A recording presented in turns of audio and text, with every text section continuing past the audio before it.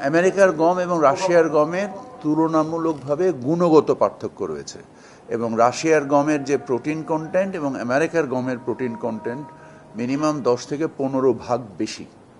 So এই protein কন্টেন্টের উপরে নির্ভর করে যেমন অস্ট্রেলিয়ার গম, কানাডার গম, আমেরিকার গম, আর্জেন্টিনার গম বা রাশিয়ার গম, এদের ভিন্ন ভিন্ন মূল্যস্তর রয়েছে। সো এটাকে জাস্ট সরল অতিরিক্ত মূল্য বলাটা সবসময় হয়তো বা সঙ্গত নয়। প্রথম কথা হচ্ছে, বেসরকারি পর্যায়ে কোনো পণ্যের দাম বেশি হলে বেসরকারি খাতকে তো সরকার বাধ্য করতে পারবে না এবং আমদানি ঘটবে না।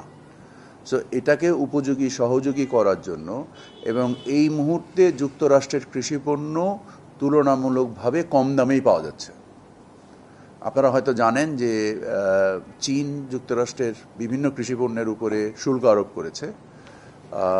এখানে চাহিদা সরবরাহের একটা ঘাটতি তৈরি হয়েছে।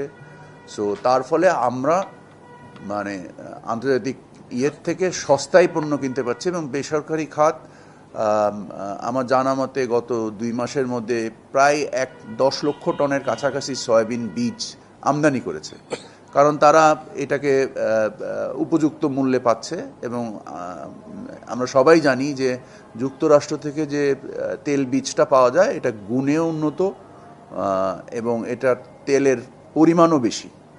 সো ওর মাধ্যম দিয়েও মূল্য আপাত দৃষ্টিতে মূল্য বেশি পড়লেও আলটিমেটলি সস্তা পড়ে। যেমন এই যে গমের কথা বলছেন যে $270 বা $310, এটা আপাত দৃষ্টিতে বেশি পড়লেও ওইটার বিক্রয় মূল্য আবার বেশি না।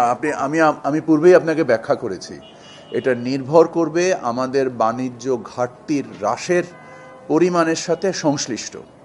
আমি কথাটা প্রায় 3 বার বললাম আপনাদেরকে। সো এটা অ্যাজ সিম্পল অ্যাজ দ্যাট।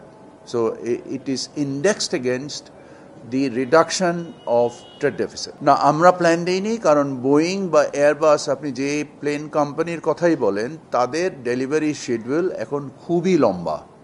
আপনি 2 কোম্পানির কাছেই 2032 সালের না 31 সাল, সম্ভবত 31 কি 32 সালের আগে কোনো প্লেনই 2 কোম্পানির এক কোম্পানিও ডেলিভারি করতে হবে না এবং প্রতি বছরই তারা নির্দিষ্ট সংখ্যক প্লেনের অতিরিক্ত ডেলিভারি করতে পারবে না।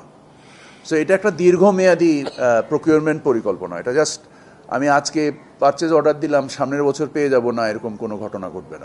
বোয়িং দিয়ে আপাতত না, এটা দীর্ঘমেয়াদী বাণিজ্য ঘাটতি কমাতে আমাদেরকে সহায়তা করবে। মূলত কৃষিপণ্য, জ্বালানি পণ্য, এটা হচ্ছে অতিরিক্ত আমাদের বর্তমানে যে ব্যবসাটা যুক্তরাষ্ট্রের সাথে হয়, যদি আপনারা লক্ষ্য করেন, জ্বালানি পণ্য এবং মেটাল স্ক্র্যাপ, গম এবং সয়াবিন, এর সাথে কটন, এর সাথে আমরা অতিরিক্ত কৃষিপণ্য এবং অতিরিক্ত জ্বালানি পণ্য এবং আমাদের প্লেন, এই সমস্ত কিছু মিলিয়ে আমরা আশা করি যে যদি আমরা আমাদের তাৎপর্যপূর্ণভাবে বাণিজ্য ঘাটতি হ্রাস করতে পারি, তাহলে আমরা যদি আরও বেশি অগ্রাধিকারমূলক শুল্কে যুক্তরাষ্ট্রের বাজারে প্রবেশ করতে পারি, তাহলে আমাদের আমদানিও বাড়বে, তুলার আমদানিও বাড়বে এবং যুক্তরাষ্ট্রে আমাদের রপ্তানিও বাড়বে। সো এটা উভয়ের সক্ষমতার জন্য উপযোগী এবং সহযোগী হবে। আপনাদের সকলকে অসংখ্য ধন্যবাদ। আসসালামু আলাইকুম।